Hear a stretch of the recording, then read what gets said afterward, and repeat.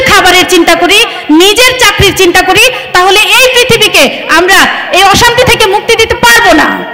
আজকে যদি আমরা পুরো পৃথিবীর ছাত্র সমাজের একটি চিত্রর কথা বলি বা চিন্তা করতে যাই, তাহলে আমরা কি দেখি? আমরা দেখি যে প্রতিটা ছাত্র, প্রতিটা ছাত্রী তারা তাদের ক্যারিয়ার নিয়ে ভাবছে। এটা বাংলাদেশের কি চিত্র, ইউরোপের কি চিত্র, মানে পৃথিবীর সকল প্রান্তের ছাত্রছাত্রীদের একই ভাবনা। আমার ক্যারিয়ার কি হবে, আমি জীবনে কি করব, কোন প্রফেশনে গেলে, কোন ক্যারিয়ারে গেলে আমি অনেক বেশি টাকা ইনকাম করতে পারবো, জীবনে সফল হতে পারবো। অথচ মানে আশ্চর্যের বিষয় হচ্ছে যে এই প্রত্যেকটি ব্যাপার কিন্তু এক একটা প্রফেশন, এক একটা মানুষের এক একটা দক্ষতা। এটা কিন্তু জীবনের লক্ষ্য হওয়ার কথা ছিল না। একটা মানুষের আলটিমেট পুরো জীবনের লক্ষ্য, সে কিভাবে তার জীবন অতিবাহিত করবে, এটা কিন্তু তার লক্ষ্য হতে পারে না। এটা একটা প্রফেশন, যে আমি জীবনে চলার পথে রুজি করার জন্য, ইনকাম করার জন্য আমি কি করব, এগুলো হচ্ছে এক একটা মাধ্যম। কিন্তু আমাদের পরিবার, সমাজ মনে করেন, তারা আমাদেরকে এই ফিলটা দেয় যে যদি কোনো ছাত্র বড় ডাক্তার হতে পারে, হোক সেটা গলা কাটা ডাক্তার, হোক সেই ডাক্তার টাকার জন্য কারো কিডনি কেটে ফেললো, মানে অসুস্থ না তারপরেও সেরকম ডাক্তার হলেও হবে, কিন্তু ডাক্তার হতে হবে, পরিচয় দিতে হবে ডাক্তারের বাবা, ইঞ্জিনিয়ারের বাবা, এরকম পরিচয় হাঁকাতে হবে। তার ফলে আমরা সেই ডেজিগনেশনগুলো অ্যাচিভ করার জন্য আমাদের সারা জীবন আমরা অতিবাহিত করে ফেলি, এবং এগুলো যদি আমরা অ্যাচিভ করতে পারি, আমাদের পরিবার, আমাদের সমাজ আমাদেরকে সফল, জীবনে সার্থক হিসেবে বিবেচনা করেন। আর যদি এটা কেউ না হতে পারি, কোনো ডেজিগনেশন ধারণ করতে না পারি, তাহলে আমাদেরকে ব্যর্থ হিসেবে বিবেচনা করা হয়। তা আমার কথা হচ্ছে, আমরা যেহেতু আল্লাহ বিশ্বাস করি, আমাদের পরকালের একটি জীবন আছে, এই বিশ্বাস আমরা ধারণ করি, সুতরাং আমাদের জীবনের লক্ষ্য হবে দুনিয়া এবং পরকালের সমন্বিত একটি লক্ষ্য, যেটা করলে আমরা জীবনে দুনিয়াতে আমরা সফলকাম হব এবং পরকালে মুক্তি পাব। এমন একটি লক্ষ্য জীবনে সেট করা হচ্ছে আমাদের ছাত্র জীবনের একমাত্র ব্রত হওয়া উচিত। আজকে এখানে যারা তোমরা ছাত্ররা এসেছো, হিজবুত তৌহিদ আন্দোলনের ছাত্র ফোরাম এবং বাহির থেকেও যারা আমাদের ইনভাইটেড অতিথি, তাদেরকে আমি বলবো যে তোমরা কোথায় এসেছো, এই আন্দোলনে কে প্রতিষ্ঠা করলেন, এই আন্দোলনকে কে লিড দিচ্ছেন, এই বিষয়গুলো তোমাদেরকে জানতে হবে। কেন জানতে হবে? কারণ একটা কথা আছে যে লিডার যেমন হয় ফলোয়ার্সও তেমনই হয়, তাই কি না? তাহলে আমরা যদি নাই জানি যে আমাদের লিডার কেমন ছিলেন, আমাদের প্রতিষ্ঠাতা কেমন ছিলেন, তাহলে তো আমরা নিজেদেরকে সাজাতে পারবো না। আমাদের পাথেওটা, অর্থাৎ আমরা যে এই যে স্টুডেন্ট লাইফ থেকে পরিণত বয়স পর্যন্ত জীবনটাকে অতিবাহিত করব, কিভাবে অতিবাহিত করব, সেটা আমরা ঠিক করতে পারবো না। আমি যদি আমাদের মাননীয় ইমামের কথা বলি, যেই রেজাল্টের জন্য, যেই শিক্ষা প্রতিষ্ঠানে, একটা ভালো প্রতিষ্ঠানে ভর্তি হওয়ার জন্য, পড়াশোনা শেষে একটা ভালো চাকরির জন্য আমরা মুখিয়ে থাকি, সারা পৃথিবীর স্টুডেন্টের আকাঙ্ক্ষা, এটা স্বপ্ন, এটা একটা ভালো রেজাল্ট, একটা ভালো চাকরি।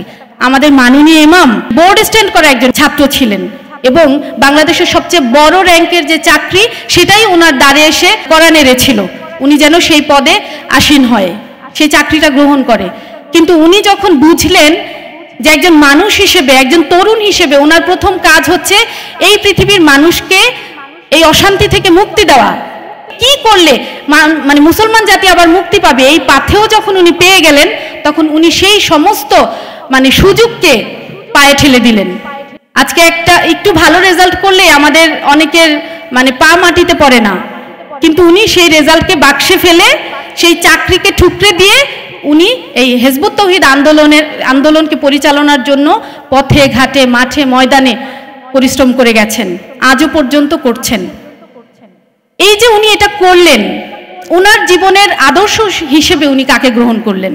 এমন এক মহামানবকে, যিনি এই পুরো ভারতবর্ষকে মুক্ত করার জন্য স্টুডেন্ট লাইফ থেকেই মানে ওনার জীবনকে কাজে লাগিয়েছেন এই আন্দোলন সংগ্রামে, যিনি পুরো মানব জাতিকে, পুরো মুসলমান জাতিকে এই অশান্তি থেকে পার্মানেন্ট মুক্তি দেওয়ার জন্য তিনি চিন্তা করে গেছেন, ভাবনা করে গেছেন, অবশেষে এই হিজবুত তৌহিদ আন্দোলন গঠন করে গেছেন।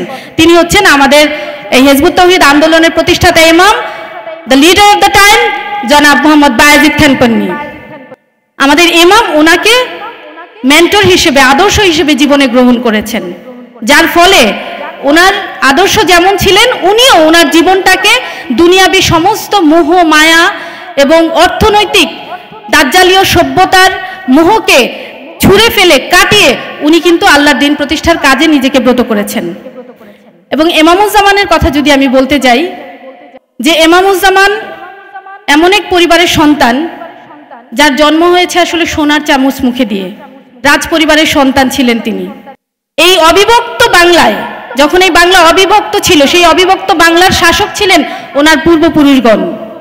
ওনার বাবা দাদারা 13-14 বছর বয়সেই ওনাকে হাতে করে শিকারে বনে গিয়েছেন। 14 বছর বয়সে মাননীয় ইমামুজ্জামান মানে কুমির শিকার করেছেন। ওনারা হাতিতে চড়ে বাঘ শিকার করতেন, ইমামুজ্জামান নিজেও বাঘ শিকার করেছেন। এবং ওনার যত শিকারের কাহিনী আছে সেগুলোকে নিয়ে কিন্তু একটা বইও উনি লিখেছেন। আশা করি সেই বই তোমাদের হাতে পড়েছে, তাই কি না? তিনি ছিলেন বহুমুখী, গুণে গুণান্বিত, ভার্সাটাইল জিনিয়াস যাকে বলা হয়। উনি একাধারে একজন মানে ব্রিটিশ বিরোধী আন্দোলনের একজন বিপ্লবী ছিলেন, উনি একজন চিকিৎসক ছিলেন, উনি একজন সমাজকর্মী ছিলেন, উনি একজন লেখক ছিলেন, উনি একজন মানে খেলোয়াড় ছিলেন, যিনি মানে অলিম্পিকে উনি রাইফেল শুটার হিসেবে এই পাকিস্তান থেকে উনি নির্বাচিত হয়েছিলেন। এভাবে করে উনি একজন শিকারী ছিলেন। এই যে আমি যে গুণগুলো বলছি, এগুলো কিন্তু এমন না যেন উনি শুধু ওই ফিল্ডে কিছুদিন প্র্যাকটিস করেছেন বা ওই কাজটা কিছুদিন করেছেন, ব্যাপারটা তা না। চিকিৎসা জগতে উনি একজন স্বনামধন্য চিকিৎসক। যখন এই মানে মহামারী ধারণ করে এই ওনার টাঙ্গাইলে বাসাইলে উনি শত শত মানুষকে বিনা মূল্যে চিকিৎসা প্রদান করেছেন, চিকিৎসা সেবা দান করেছেন।